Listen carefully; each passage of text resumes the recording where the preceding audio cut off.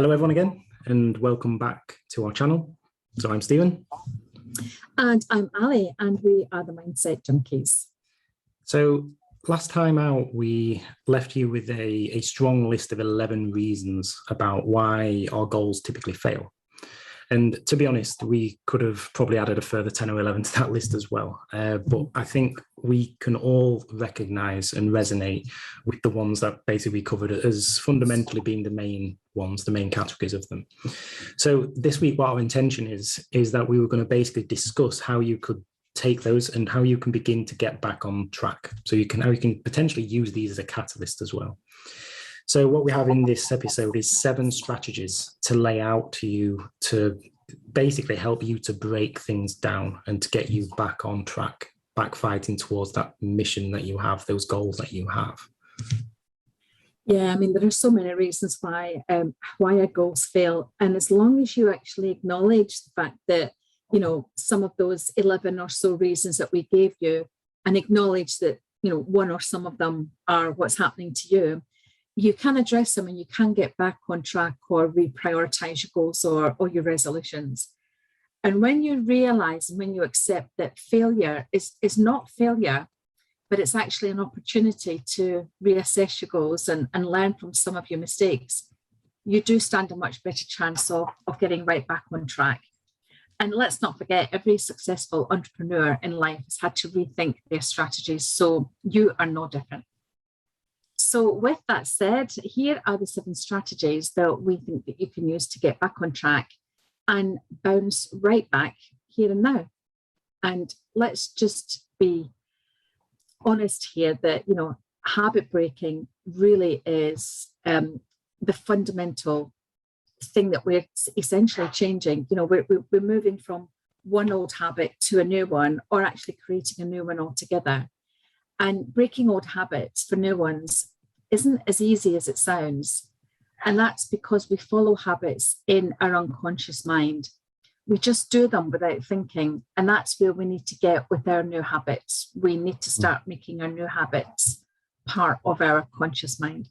Yeah, and the recording of these episodes is one of these things that has become a new habit for both me and Allie. And I think we all recognized last week that it was a bit of a challenging episode for both of us to record, because my throat was a little bit sore and Allie wasn't very well. Like she'd been ill for the last few days before, so couldn't really speak too much either. So it made for an interesting episode, definitely. But the thing is, the reason I mention this is because we could have quite easily said that we were just going to give up and that we wouldn't get that episode posted out on that Friday and rescheduled it. But it was that commitment to the habit, wasn't it, for us here to basically make sure that we do it and push on.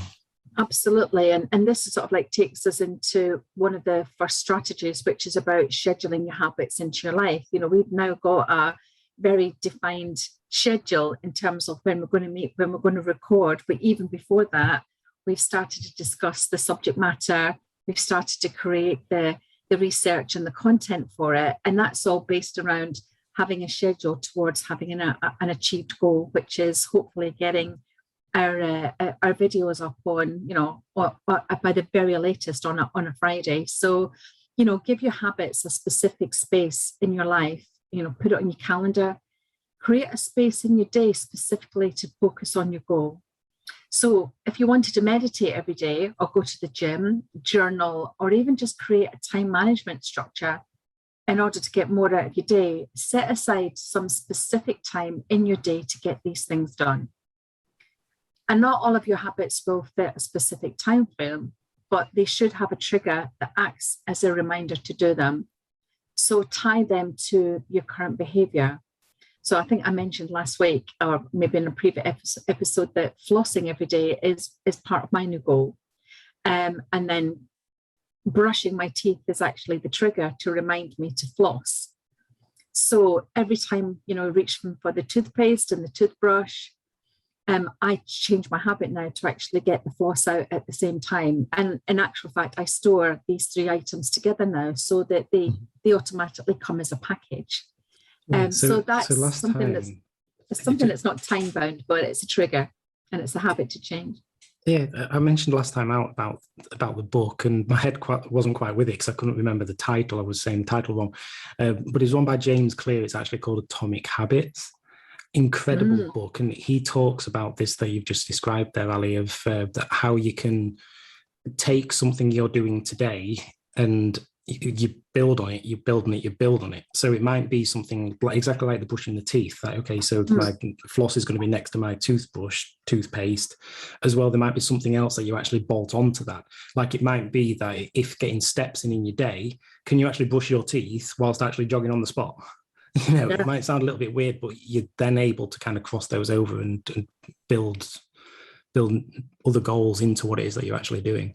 Absolutely. And seeing that you haven't got time to do things, you start stacking, some things, like you say, I think I mentioned previously as well that when I'm on, some Zoom calls or some on some meetings, I might get up every 10 minutes and just like do some squats or do some stretching because I find that some days I'm just sitting in the chair all day long and I want to be able to move around a little bit more. So it's now become a habit where I'm doing two things at the same time. So you're absolutely right. You can stack some things and some habits together, bundle them together into a package that means that you're actually getting more done out of your day. There's no excuse really to not have the time to do something. I agree. I think I need to take some inspiration from you with that one, with the squatting, because it's with like so fitness and health is naturally one of the things high on my mind. But what I often do is I go for a run in the morning, which is fantastic. I'm getting that part of the goal in. That maybe 5,000-6,000 steps in the day. But then there's been so many times that I've been focusing on my work and I've gone and looked at my watch at the end of that day and my total steps for the day is about 7,500 and 8,000. So that means that it's literally been 2,000, 2,500 steps potentially that I've been getting in after I've been for my run. That's sedentary. That's dangerous, quite frankly. Yeah. So, doing things like you mentioned there, I think is fantastic. And it's interesting that there may be a fear that's attached to this. That I remember one time, I've got a treadmill just in front of my desk on a higher desk, and I remember being on video once on the treadmill, and it was funny. Nobody was mocking me, right? But we was having a laugh about it because all people were seeing is just my head just doing this. Open up, down. Yeah, and thing is that the reason I mention this is because there might be things like this that actually present a little bit of fear in ourselves. Like, what would people say if they saw me if I accidentally forgot to turn the video off and I were doing a squat on video? So what? It's like end of the day, you're doing something to motivate yourself, aren't you? Absolutely. And more and more now, especially when we're talking about people actually getting back into the office now, that we're now going through a transition of actually changing habits that we've now got used to as part of the lockdown activities. We're now being asked to actually leave those habits behind and actually go back to old habits that we had when we were at the office. So we're all being asked to sort of like change our habits on a regular basis. And it's nice to tell yourself that you're going to change something, but getting specific makes it real, and it gives you a reason and a reminder to get back on track whenever you slip up. Soon is not a time, and sometime is not a number. So there really are no excuses. So when and where exactly are you going to sort of like do this new habit? You might forget once. I know I've forgotten floss lots of times, but what system do you have in place to automatically remind you the next time? And for me, it was getting everything together, storing them in exactly the same place so that, it was difficult to ignore the floss because it was sat right next to everything else that I'd already habitually, use on a regular basis. And it is interesting with this part because you mentioned the soon and the sometime. Also, tomorrow is not a valid answer here.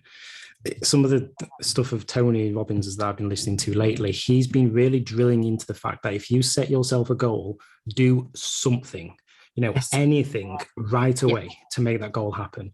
If that means you doing exactly as we're saying here, of scheduling the goal in place so you do some stuff, then that's a win. That's setting that in motion in your mind. You made some level of progress.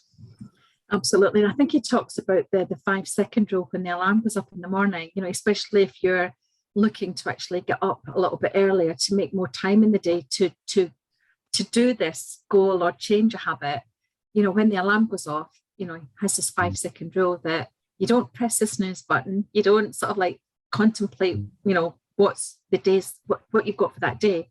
You literally throw the duvet off and you get right out of bed, and you start your day with that intent. Yeah. So let's talk about habits really quickly. I know that we've sort of like talked a little bit, but there is actually a structure to how habits can actually form quite quickly. So, for example, how many times have you been on holiday to a new place and you find this great pre-dinner bar, and before you know it, you're at this bar every night before you move on to where you're going for dinner, because you found this great place. So the habits formed really quickly. You've not had to spend any more time trying to search around for, this place that you want to go. And before you know it, that's it. It's formed your habit. And, I'm definitely as guilty for that as anybody, because, we want that comfort. We want that very, very quick resolution to whatever. And, you find something that works and you stick with it. Or it might be that your pre-workout warm-up is always the same thing. You do the same thing in the same order for the same length of time, and you really do it pretty much without thinking. And that's where habits very, very quickly form. They form in that unconscious mind where you don't even think about it. You come home from work, the first thing you do is you go and switch the TV on. You've not even thought about it. It just happens. So the process of building a habit can actually be divided into 4 simple steps. We've got the cue, the craving, the response, and the reward. And they always happen in this particular order. So when you look to break habits, these 4 sort of simple stages help us understand what a habit is, how it works, and how to improve or change it. So let's just talk very briefly about the cue.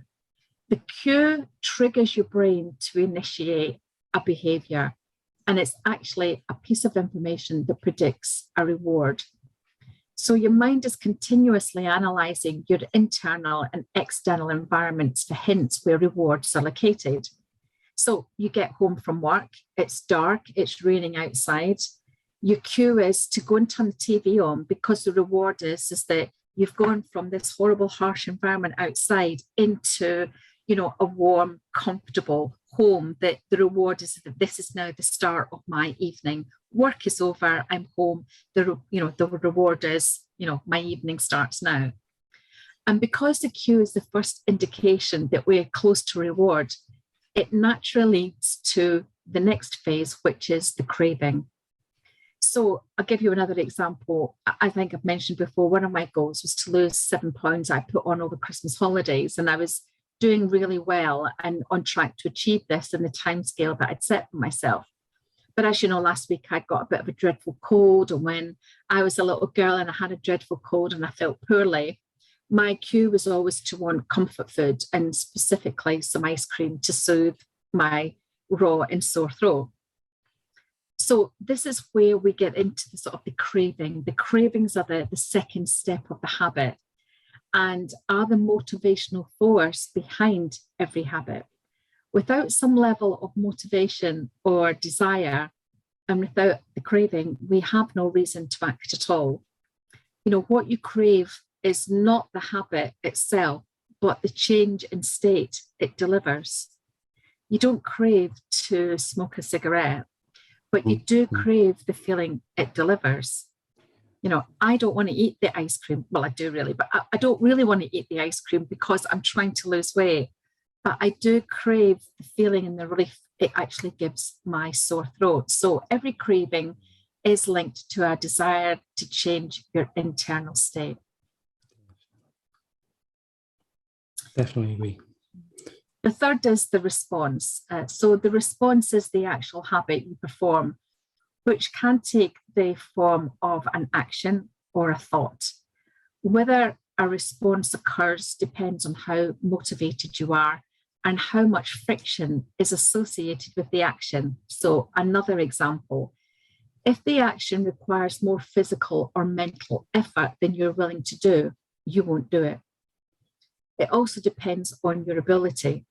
So it sounds simple, but a habit can only occur if you are actually capable of doing it. So if you want to slam dunk a basketball, but you can't jump high enough to reach the loop, then you're pretty much out of luck. And the final response actually delivers the reward, and the rewards are the end goal of every habit. So the cue is about noticing the reward. The craving is about wanting the reward. The response is about obtaining the reward. And finally, the response delivers the reward. And we chase rewards because they serve two purposes. They satisfy us or they teach us. So let's just look at that in a sort of negative and positive lens. So if we're constantly going back to old habits that we're trying to break, we must understand that the reward is contentment from the craving, at least for a moment. It's like me with the ice cream. It's only giving me a temporary reward. It's like a vicious circle that we want to get out of. But when we reward ourselves for meeting the new self-serving habit, the reward reinforces that we've developed actions and that are worth remembering in the future. So going back to the flossing thing, I've created a new habit by bundling those three things together. And the reward now is that I am now flossing on a much more regular basis. It doesn't take me any more time than it did when I was only just brushing my teeth and whatever. And my dentist is going to be thankful that I've taken his advice and actually changed the habit to, start flossing a bit more. So as you go through life, your sensory nervous system is continuously merging which actions satisfy your desires and deliver pleasure. Feelings of pleasure and disappointment are part of the feedback mechanism that helps your brain distinguish useful actions from useless ones. So like my habit of eating ice cream to soothe my sore throat, the reward is really not serving my goal. Yes, my throat feels that immediate relief of the cold ice cream on it, but I also immediately feel like I have failed because it doesn't help my desire to lose weight. You have this conflict that's happening with you at the same time. Even while I'm eating the ice cream, I'm thinking, should I have this? Should I not have this? But I really, really want to feel this, this feeling on my throat. So you then end up getting disappointed. I was definitely disappointed in myself for not using the energy that it took to go and get the ice cream to actually do something that would not have added any weight on, but would have had the same self-serving purpose of making myself a hot lemon and honey drink, for example, which would have taken the same amount of effort to go and grab the Ben & Jerry's. So you get into this vicious circle of, wanting to fulfill this habit, but you know that the habit is not a self-serving one. And then you beat yourself up for not changing the habit to something that you already kind of like knew in your own mind was going to still give you that self-serving purpose, but it was changing something for something that felt an awful lot more positive and beneficial. So I do think it was important there to just understand a little bit about why habits form and what is happening in our subconscious mind with habits, and how you have to actually break it down into those 4 stages to understand why you now have to change the habit and what the trigger is when you kind of like feel that you want to deviate back to the habit that you're trying to change. Yeah. So I hope that understanding of the sequence of habits was useful in terms of sort of trying to then go on and discuss a little bit more about some of the other steps that our strategies that we mentioned earlier on. I think it's one of the most important steps that we can do. And you spoke there about the pleasure and the discomfort between habits there. And I remember it's just been this week that I've been listening to some of Tony's tapes on this very topic. And he's completely right, just as you are here, in kind of what you've kind of both been talking about, in that what we can do is begin to find the pleasures in the other things that we do. So you mentioned there the Ben & Jerry's with the ice cream. If there's something else that is a more healthier habit that you can begin to find the pleasure in, then that is where the gold is, because that is what is really going to help you to stick to it. I will give a prime example. So I said at the start of the year, nobody believed me, right? That I was not going to drink any alcohol throughout the whole of this year. And my family were like, yep, you'll do dry January, and after that, you'll give up. So I'm here, what, day today, 24th of Feb, I've not touched a drop. And one of the reasons is because it's not a case of me where I've just completely stopped drinking rum. You know, I'll be honest, I love rum. I think rum is absolutely beautiful. But you may see me with this gigantic mug of tea here. And I've actually shifted that. For Christmas, one thing I asked for my wife for was, can you get me a proper teapot so I can have loose leaf tea? So this, both mostly decaffeinated, because then it's not actually bad for you either. Some of it is caffeinated, mind, like this one here. But this is now the replacement for it. And I've gone from, I remember there were times with the rum that what I used to say to myself is I would have rum Friday, Saturday and Sunday, typically when football was on. But then what had happened is I'd maybe have a bit of a rough day at work, and like on a Tuesday, you know what, I'll just have a couple of the rum and Diet Cokes, and that's fine. But then it'd go, oh, you know, that was really nice. So the day after I'd go and have another one. So yeah. I was building a habit around whenever I felt in a bit of a rough mood, I was going and having a rum. So that was a habit that was being formed. Yeah. Now I've broken that, because tea, I can drink tea anytime. If it's decaffeinated, it's not that bad for you. So it's much better than the rum. So this is the thing about disassociating and associating the pain and pleasure to and from some of the different habits that you already have in play. I think that's a really important piece to do, to find the little joys that you can with the good habits, and emphasize the really bad habits, the bad things about the bad habits. You know, sit and live and breathe them. Like if the ice cream is the thing that you want to stop eating, then what's that doing to your body? Just think about all the fat and oil being absorbed into your body and that kind of thing. You know, visualize it. Absolutely agree. Anyway, I digress. I think, as I say, I think it's a really important topic, and it's why I kind of see why we really went into the depth behind that one. So the next one is quite obvious. Basically, stick to your schedule, even if it's in a small way. So it's not the individual impact of missing your schedule that is the big deal here. It's the cumulative impact of basically never getting back on track.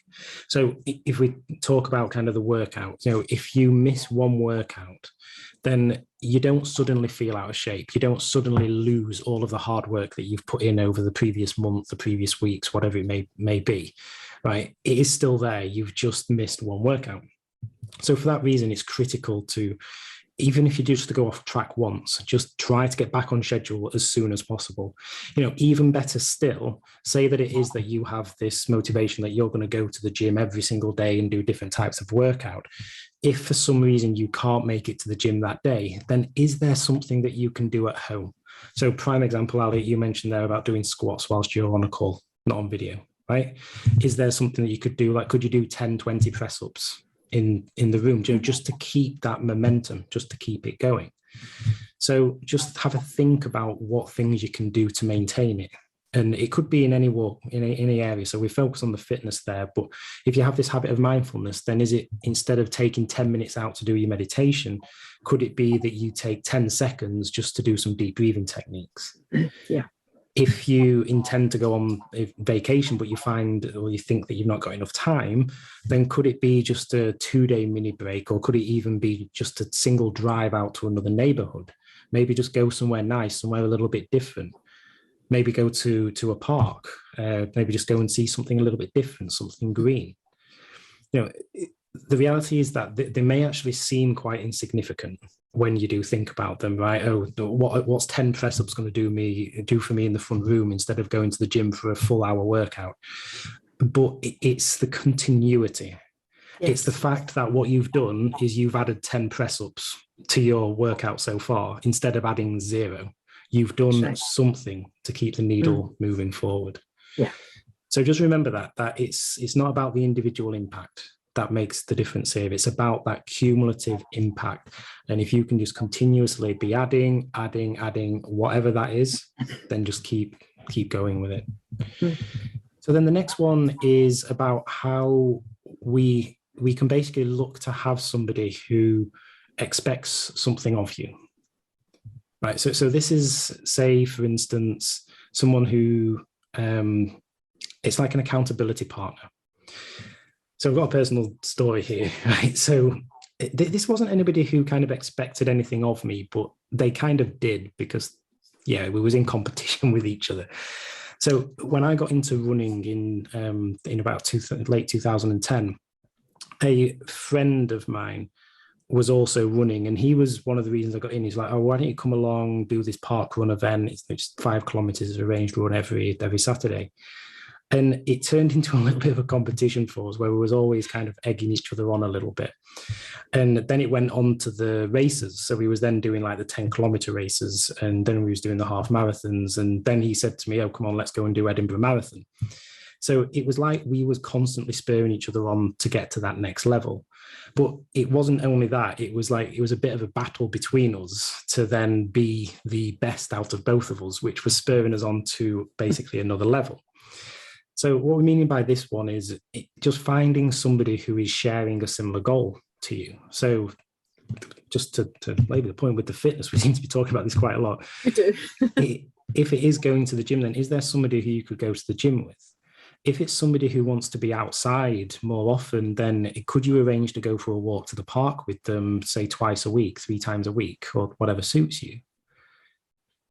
If it's things like around your health and fitness, like in terms of kind of diet and things, then what about subscribing to a program where it's other people who are in that same situation? So having people who are kind of accountability partners is what we're striving to here. It doesn't have to be anybody you know. Like, it could be talking to strangers, like people in the gym who you just so happen to see there every single time that you go. People who you see walking around the park every time that you do see that. It could be people who, if you're in a certain group on Facebook, who always their name seems to be popping up. You know, just simply knowing that familiar face, it can actually help us to kind of show up that bit more. So the next one is about focusing on what you can work with, right? So we waste so much time focusing on what is basically withheld from us. So this is especially true after we kind of slip up and if we get off track of our goals. So what we mean by this is that, you know, it's any time that we basically don't do the things that we want to do. So it could be, if we say that we want to start a business or we want to eat healthy, we want to go to the gym, we basically come up with the excuses. I think it was last week, it may have been on a different conversation, but I remember it was a tweet by Elon Musk saying that one of the most depressing things in his life is when he gets that email from his domain name provider to say that his domain name that he hasn't used, that he hasn't done anything with, that he registered because he had an awesome idea that he's then not moved forward with, comes to expire. Because what it is so with the domain names, you register on day 1 and then it lasts for 12 months. So then you have to renew it. And so what this reminder is to him is 12 months of no action. You know, it's that stark reminder of, you've had this goal, you had this idea, and you've done nothing with it. Yeah. You know, so focusing a little bit on this kind of what we don't have, the excuses can basically make the difference in basically us achieving our goals and not achieving them. So we could make the excuses of things like, I don't have enough money, I don't have enough time, I don't have the right contacts, I don't have enough experience, I'm not healthy enough, I need to learn more, I have no idea what my next steps could be, I feel uncomfortable. You could even get quite self-critical and call yourself stupid. You know, but what the turning moment of this stuff is it's essentially to be resourceful. It's to say to yourself, I can work with this. There is something that I can do here to make it happen. For instance, if you haven't got enough money to do something, then is there a way that you can get the money to go and do something? An example that I often come across a lot lately in my space with mindfulness and meditation, some of the programs actually offer kind of scholarship type things. Mm. And if I look at a prime example, I love using the Waking Up app for the meditations in the morning. And what Sam Harris, the founder, says is literally, it's a no questions asked. If you can't afford the app, you message the team and they will give you a scholarship towards it. But the thing is, it's not publicized. You have to know that to then, you have to ask the question to then go and get that level of service from them. So it's about being resourceful, just asking the right questions to be able to help you move forward. The reality is that if we have a habit, if we have a goal that we want to achieve, then the reality is that in some form we will be able to go ahead and achieve it. Literally. Yeah, sorry, go ahead, Allie. Yes, I'm just going to give you an example of something that happened to me yesterday. And you're right, it's not about resources, it's about being resourceful. And I think I mentioned to you that I've started taking a particular long walk. And obviously we've had some really high winds here recently, and there's been quite a lot of trees that have come down. And we put in a new wood burner just before Christmas, and it eats a lot of wood. So I just happened to knock on this lady's door who had a tree that had fallen down in her front garden, and asked her if we came to get away from her, would she allow us to have the wood? So it's a trading type of situation where she has a tree that she needs to be gone. We have some wood that we want. My husband's got one of those tree cutting down sort of like device things, whatever it's called. I'm not quite sure, but it gets all geared up with it and everything, and it's almost like putting on his Superman pants outside his in his element, definitely. And so that's it. But I'm finding nowadays that more and more people are actually looking to trade. You have something that I want, I've got something that I think I can do a favor for. Can we come to some sort of arrangement here? So you can be resourceful when you don't have the resources. Just think about them. Yeah, you don't get if you don't ask, right? You need to ask the question to get things. And if you think about even some of the biggest companies that exist now in the world, they started from very, very humble beginnings. And I'm actually hearing quite a lot of stories at the moment of people who made their millions from nothing, from literally nothing, lost it all, and then gained it back again. And it's because of that attitude of, I'm going to be resourceful, I'm going to find a way to make this happen, instead of when they lost everything first time, getting bogged down into the reasons why and starting to feel sorry for themselves, saying, I can't do this, I'm not going to be able to do this. I get it, right? It's not easy. But with this attitude, I do promise you that your life will be better if you do choose to feel uncomfortable and make progress, rather than sit back, observe, complain, and make excuses. It's about how we basically shift our focus from what is essentially withheld from us to what is actually available to us if we do actually go and look hard enough. It's rare that your circumstances will actually prevent you from making any progress at all. You might not like basically where you have to start. Most people don't. But your progress, it might be slow, it might be a bit unsexy, but, you can work with this.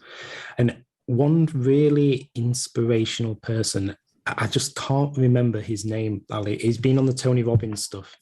He was the guy who was born with a lot of limb disorders, and he has one arm. Yeah. He's giving his voice out to the entire world now. He has been doing for many, many years, and he could have he has, I think it's one functioning arm, and he has no other limbs. He could have quite easily taken that approach of, life served me this card and it's not a nice card, right? I'm just going to give up. Like, what's the point? But instead, he's gone on to change a lot of people's lives. Like, if I remember right, did he do things like scale mountains and things? He did something very remarkable. He's done some absolutely unbelievable things that you wouldn't imagine someone of his, with the fact that he hasn't really got all that many, all the limbs that he needs, that he's half a man essentially to go on and do the things that he does. Any one of us able-bodied people would really struggle, but this young guy is unbelievable. I can't remember his name, but I can see him in my mind's eye. Yeah, I'm going to do some Googling like right now to get it. Because, oh yeah, here, his name is Nick Santonastasso. So he's 22-year-old entrepreneur. This was in 2018, so now he'll be 25 years old. 22-year-old entrepreneur, bodybuilder, model, and basically he's like an internet mogul. You know, and if you just have a Google for him, you'll be able to read about his story. You know, absolutely incredible story. Yeah. Yeah. And this is a phenomenal. prime example. Like the thing when Tony introduced him onto stage, it was like any excuses that he has gone. Like he literally has nothing. So yeah, just have a look for this guy. He's pretty cool. Yeah. So I just want to sort of maybe move on to sort of step number 5 and sort of build on what you've already said, which, you know, it doesn't have to be perfect to start with. You know, small incremental changes actually are really good at, you know, helping to move your habits. So, you know, ice cream, if I still wanted to have that feeling of the cold, I could move to sorbet, and it's, you know, still a little bit fattening, but not as much as ice cream. So you can take some sort of small incremental steps, but as long as you are taking steps towards changing a habit, then it's not a bad thing. So what we're saying is that just because it's not optimal doesn't mean it's not beneficial. It's so easy to get hung up on doing things the optimal way, and you end up preventing yourself from doing them at all. And you know, again, we do love to give examples to bring some context to some of these statements. So, you know, I've got a friend of mine who really wanted to adapt to vegetarian eating, but he would go to a steak restaurant every Friday night with his friends and not order the vegetarian options. He would order the fillet steak every single time. And he didn't really want to have to explain to his friends why he wasn't joining in, you know, oh, well, I'm moving towards vegetarian. I'm coming along to a steak restaurant with you, but, you know, at the same time, I'm salivating over what you're eating. And I'm, you know, here am I with a plate of veggies sort of thing. And he doesn't want to have to explain to his friends why he's just that little bit different, why he's, you know, changing, why he's going off piece somewhat. But really, seriously, is eating steak for one meal really that bad? Especially if you're eating vegetarian the rest of the time. So I think what we're seeing there is that, you know, it's great to actually think that you want to go from, you know, this point to that point. And that shift and that jump is quite a big shift, quite a big jump. It's really something that you have to dig very, very deep to go from, you know, A to Z really, really quickly, just like that. You might want to do it from, you know, in stages. You might want to still have a little bit of what you fancy, but you keep it to, you know, that once a week as a bit of a reward to yourself. But it means that you are still working your way through to actually maintaining the habit. So, you know, eating steak for one meal out of the whole week is okay. And just because you can't stick to the optimal schedule doesn't mean that you shouldn't stick to it at all. You know, good habits are built gradually. Start slow, live your life, and get better along the way. Progress is a spectrum, not a specific place. So don't beat yourself up about you wanting to have, you know, that little reward that you always like, because let's face it, we're human. We're not robots. We're not synthetic beasts. We need to have, you know, something that still makes us feel alive. So like you, I've not been drinking any alcohol, but I did have a glass of Prosecco last week and I didn't enjoy it. I really didn't enjoy it. So that was it. But I thought, do you know what? I've not had anything since Christmas. I'm going to enjoy this little, you know, glass of Prosecco while I'm starting to feel a little bit better. And I didn't enjoy it. Didn't beat myself up about it. Was actually glad that I didn't enjoy it. So, you know, it's obviously my habits have changed in terms of what my palate and what my body feels that it can actually cope with now. So. It's interesting, isn't it, that it's about this association and disassociation of the pleasure and pain associated with it, that there may become a tipping point where, I think, first off, like the example with the steak restaurant, it could be the social pressure that is kind of causing that of, will my friends judge me if I get the kind of the veggie steak or the veggie burger? But it could also be, the taste element. So, it's a prime example there, isn't it, that you've given of you with the Prosecco, that, it wasn't that enjoyable, even though it previously would have been. So when your friend there gets to the point of, say, 6-7 weeks down the line, is it that when they go and get the steak slapped onto the plate that they're actually like, I don't really want this. Yeah. It's not for me right now. Yeah, because your palate changes, your subconscious changes about some of the things that you're doing. So you start to recognize that you really are starting to change your habits, because when you go back to what you used to do, it's not as enjoyable. That reward isn't as fulfilling any longer. Yeah, and that's actually quite a good feeling. You might feel disappointed that you've kind of like gone back to an old habit, but then when you realize that it's not as enjoyable, the reward isn't as fulfilling any longer, you're like, my habits are now starting to change, and I probably will stay on track in terms of the no alcohol now, because it wasn't as enjoyable as I thought it was. Yeah. So just going on to point number 6, strategy number 6. So design your environment for success. We've kind of talked about this a little bit, but let's just go into it in a little bit more detail. So if you think that you need more motivation or willpower to stick to your goals, then I do have good news. You don't. Motivation is a fickle beast. Some days you feel inspired, some days you don't. If you want consistent change, the last thing you want to rely on is something inconsistent. So if you really do want to be much more consistent, it might be that you focus on your identity instead of your results a little bit more, or setting a schedule instead of a deadline. Break it down into more manageable aspects to help you, create, the changes that you want. So it kind of goes back a little bit to, it's okay to have steak once a week. Don't think that you have to, overcome this massive hurdle to get, to keep on track. It might be that if you feel that you are failing at your goal or going off pace more times than you really want to, is that goal or is that habit that you're trying to change just actually a bit too big? Do you need to maybe start breaking it down into very, very small constituent parts, which are actually easier for you to achieve than it is from going from, this massive big change that, oh gosh, it impacts you on so many different levels that, you already know that you're going to, struggle to overcome it.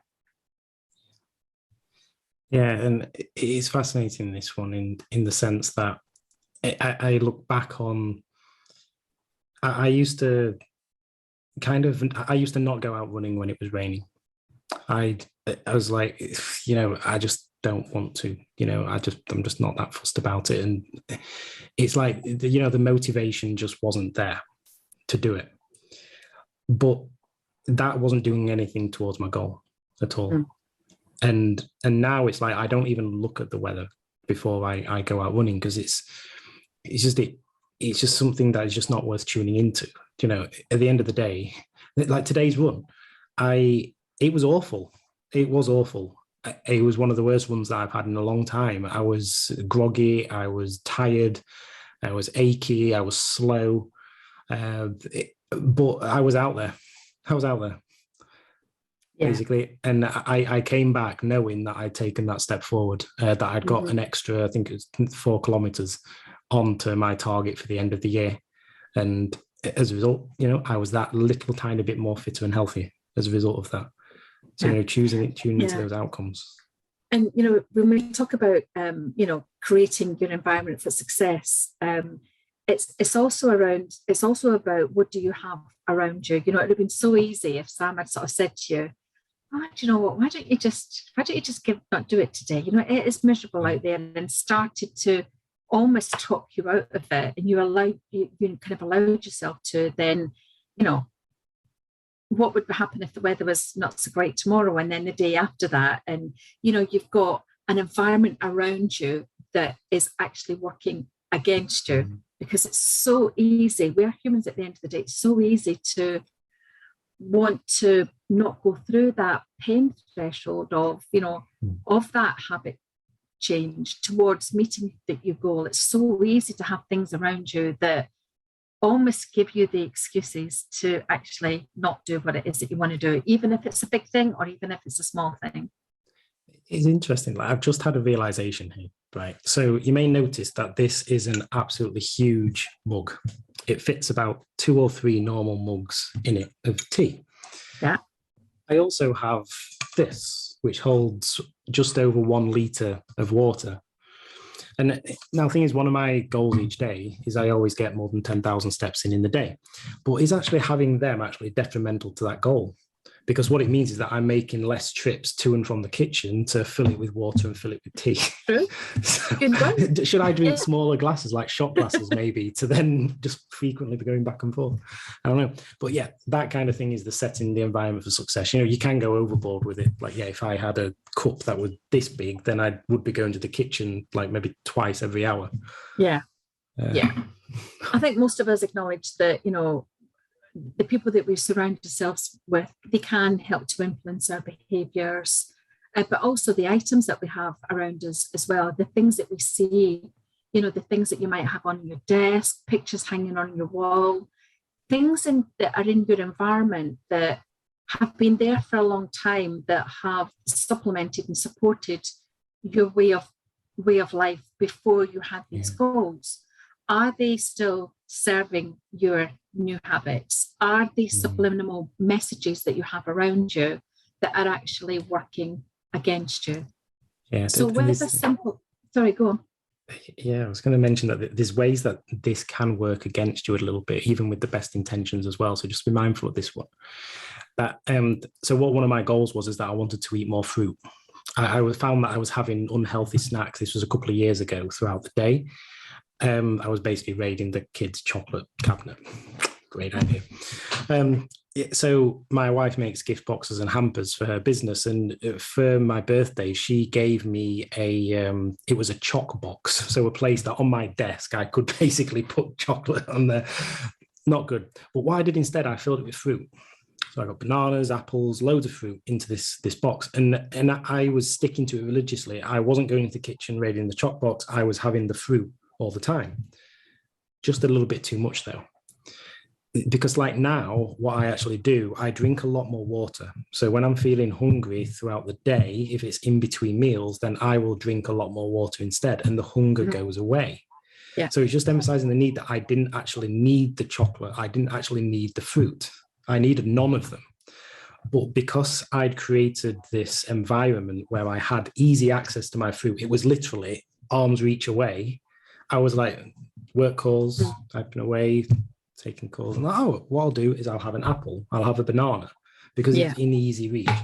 So it's just think about there's ways that we can set our environment up to help us. And even with the best intentions, we may have to go that step further to make it properly help us. Absolutely agree with you there. But it just shows you as well where, going from the chocolate to the water may have actually been a step too far. It might have been something that was quite difficult to stick to. So what you've actually done is you've made incremental changes towards, you didn't know that the water was ultimately going to be, the thing that you were going to then rely on in terms of your hunger pangs. But what you've done there is you've gone through some incremental changes to actually get you to a point now where you think, right, okay, this is my optimal result. I'm just going to drink lots of water when I feel hungry. But the fruit was a much more healthier step to take than the chocolate. So, I personally, I have lots of things around my desk space at the moment that, I've actually got my water fountain just here so that I don't have to not have water. It's literally just there, and I can be on a call and I can be filling my bottle. But I have Post-its around me. I have questions that are up on my board that inspire me, that create a different sort of like mindset of thinking. I used to have a jar full of jelly beans. That's gone, So it's about what stuff did you have around you that is now going to potentially be working against you. What sort of things are you looking at on social media that could be, giving you the wrong message? What sort of people have you got around you that in actual fact want you to derail from your goals because it doesn't serve them? It serves you, but it doesn't serve them. So you really have got to sometimes be quite brutal in terms of your environment and the people that you have around you who are hell-bent on derailing you, or sometimes they're not. Sometimes they're just trying to be kind, and before you know it, you're going back to that, that temporary reward that you crave because your resistance is feeling a little bit low. Yeah. And the final one is care. It does sound simple, but make sure that the habits you're trying to stick to are actually important to you. It's got to be your goal. It's got to be, you're the ones that have got to change. You're the ones that are looking to get the benefit out of this particular goal. But if you are trying to do things that hasn't come from the heart, it's not come from, the fact that you've wanted to change this, you've now got this emotive feeling about why you want to change something, but it's somebody else is saying, you've got to stop biting your nails, or you've got to start, communicating with me a little bit more, or you've got to start taking me out every Saturday night, or whatever it happens to be. If it's someone else's habit that you're having to fulfill, then it's not really very important to you. And sometimes forgetting your habit is actually a sign that it's not that important to you.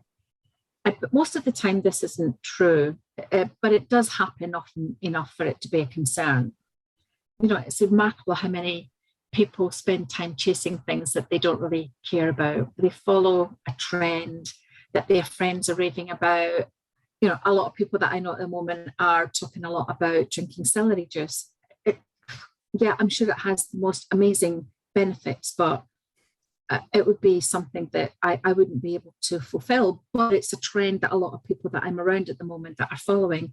I just know that I wouldn't be able to, keep it up. It just sounds absolutely abhorrent to me. But it works for other people. But we all want to be part of the crowd, and we want to feel that we fit in. And then, of course, when we don't achieve them, we beat ourselves up and we feel like a failure. And it was a failure on sort of achieving something that wasn't really that important to us all along. We just wanted to follow the crowd. So you've only so much energy to put towards, the time that you've got in the 24 hours that you've got. So pick a habit that you really do care about, and that you want to put some time and effort into. It's really got to matter to you, and then you will find the way to make it work. And change can be hard. In the beginning, your healthy habits might take 2 steps forward and 1 step back. But anticipating those backward steps can make all the difference in the world. Developing a plan for getting back on track and recommit to your routine as quickly as possible. It's fine to go to a wedding or a night out and just go absolutely mental. The next day, though, get back on track. Don't perpetuate it. Don't think, oh, well, yesterday I just went absolutely crazy. Therefore, for the rest of the week, I'm going to carry on with that behavior, because by the end of the week, you will be way behind where you wanted to be. Just get straight back on it the next day. Yes, that's what I did yesterday. I enjoyed it, but I'm now recommitting to, what it is that I want to achieve. I think however small that step you take is, the better. Just doing something, because what you may do is, if you do skip the day, so say for instance it was going to the wedding, just as you said there, and you had lots to drink, chances are you'll be feeling pretty rough the day after. So then saying that, oh, what I'm going to do is maintain my healthy eating habit for today, and I'm going to fully go back to my kind of green diet or whatever it was that I was on before, that will probably be quite difficult. So I'm a big advocate of self-care, making sure that you're not beating yourself up for the things that you fail on, right? Because we don't fail, right? We easily forget the massive progress that we've made. all the steps forward that we've taken, because we're only looking at the immediate few steps forward and going, well, I haven't done that yet. And, I'm awful because of that. I'm a terrible person. I'm stupid and this kind of thing. But if we just turn around and have a look at how far we have come, then that will be the difference, because you will then soon realize that, okay, I'm just going to take a small step. It's still progress. And then I'm going to get back on it the day after, 100% back on it. Yeah. And one of the, I know we talk about health and fitness and diets a lot, but I think it's, one of those goals that most people have at some point in their life. But, there's a great program. I won't say what it is. I think most people will recognize it, where you can actually save your points up, so that if you have got something coming up that week, you can actually do a lot of work in the early part of the week, save up some points, and that will then give you almost like permission to then have a little bit of a blowout on that Friday or Saturday night, because you've actually done all the work earlier on in the week to earn them.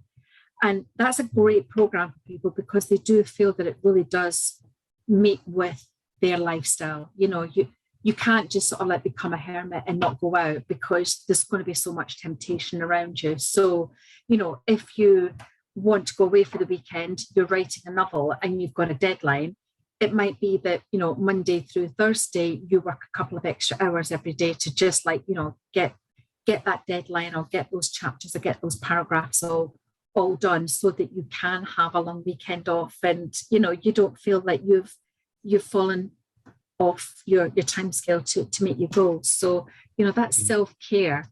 You find ways where you can continue to reward yourself without you necessarily feeling that you're off track, or you have, you've blown your budget, or you've blown your strategy or whatever. You get straight back on it, and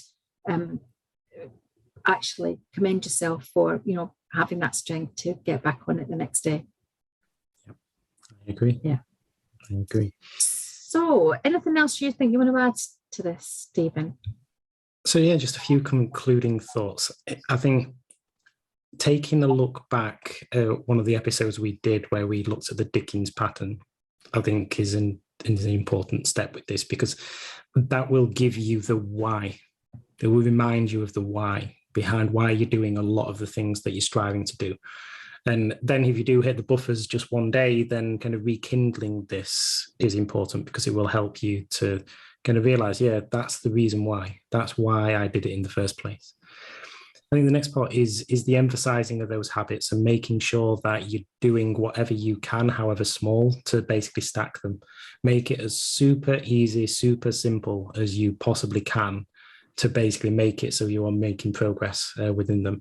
So just have a think long and hard about how you can move forward. Like, could be if you exercise in, get that podcast in to help you learn and develop at the same time whilst you're out exercising, walking the dog, whatever it may be.